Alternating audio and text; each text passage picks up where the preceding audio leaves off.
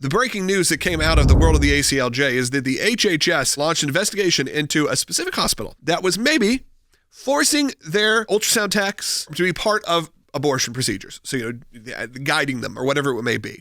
Now, we at the ACLJ had already been fighting on behalf of them. We had already won. But the HHS, members of that team, were on our website at aclj.org. They saw a story about this right on our website, and they said, no, this is not enough. We got to take action. They reached out to our ACLJ team, and we were able to provide them with whatever information we could. And now they are launching a full-blown investigation. Again, this is President Trump, Robert F. Kennedy Jr.'s HHS, launching this investigation after reading a blog on our website.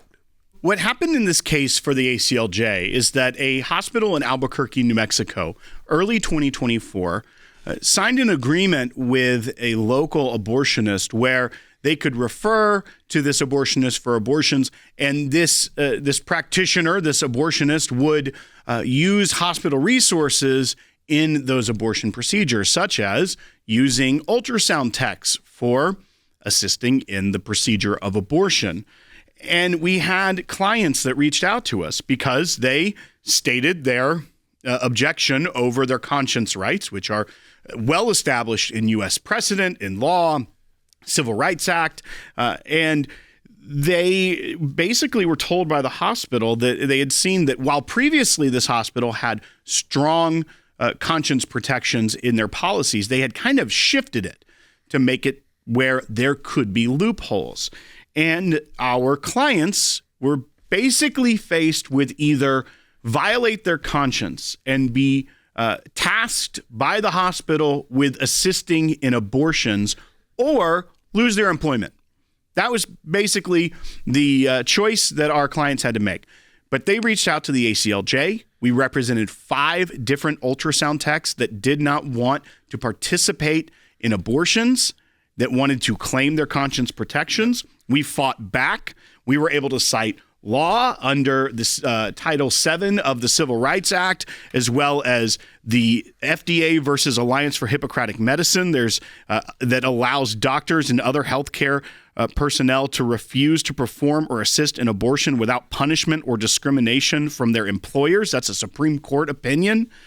And we actually got the hospital to cave for our clients. They granted full religious accommodations to each of our clients. Great. But it didn't stop there, because we know that this was growing under the Biden administration. We had hospital workers in Kentucky and other places of the country that you wouldn't necessarily expect to have this kind of issue. So we know that this was not a priority of the Civil Rights Division of the Department of Health and Human Services. But now there's a new administration in town, Logan. Times have changed. That's right. The U.S. Department of Health and Human Services, their Office for Civil Rights, has now launched a formal compliance review of Presbyterian's hospital's actions. So to find out how it happened, what had happened, and the review is determined whether the hospital violated federal conscience protection laws, including the church amendment. There are other implications in this as well. One, it is also key to remind the audience, the members, the champions of ACLJ, that not only does our legal work matter, but this broadcast, our writing on our website, all of those things are a key component in how this action takes place, because we can do the legal work and have great success, but it's also that public advocacy angle that caused this to not just be a win for 5 hospital workers in New Mexico. And that is a great win. That's really important for them. They get to keep their job and not have to violate one of their deeply held beliefs about the sanctity of life and not having to perform abortions. But when the Department of HHS gets involved, here are some things that also happen. It sets national precedent that every hospital, every provider that may think about, under the last 4 years, we could get away with a lot, because you know what the Civil Rights Office at HHS could get away with murder, literally, and forcing people to participate in that. And they may have thought, because the Civil Rights Office was not concerned with the conscience protections of Christians, of conservatives, of those that have pro-life values, under the Biden administration. Actually, those protections were weakened under the Biden administration. But this new precedent puts all these providers on notice, all the ones that we have to go toe-to-toe with and say, cut it out, or we're going to federal court and let these people remain employed and provide the service to you, that if you do this, you're getting a federal investigation.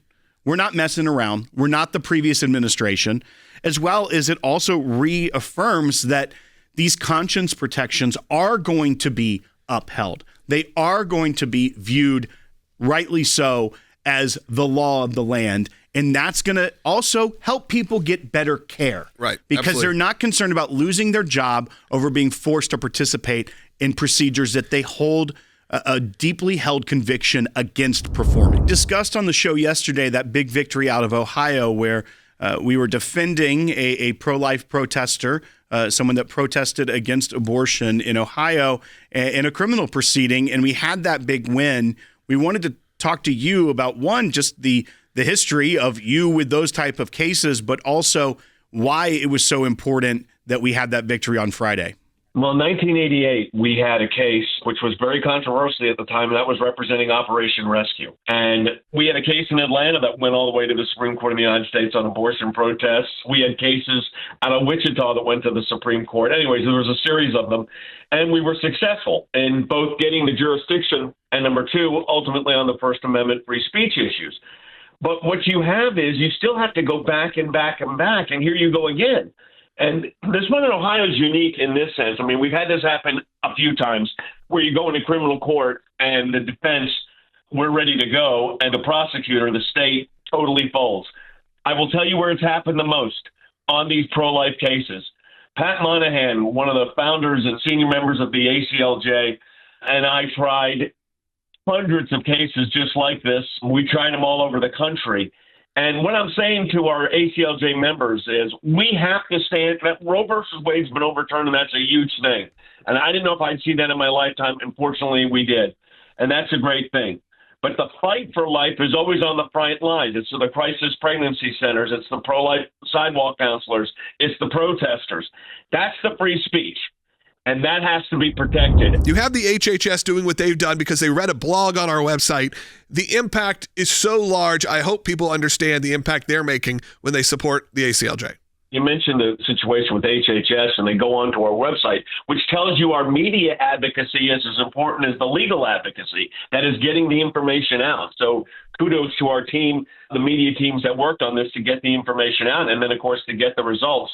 But look, I mean, if you look at any of these cases, if you look at the issue as it relates to the HHS investigation, if you look at the pro-life protesters we're representing, and say to yourself as an ACLJ member, ACLJ champion, I'm making a difference on every issue we're talking about.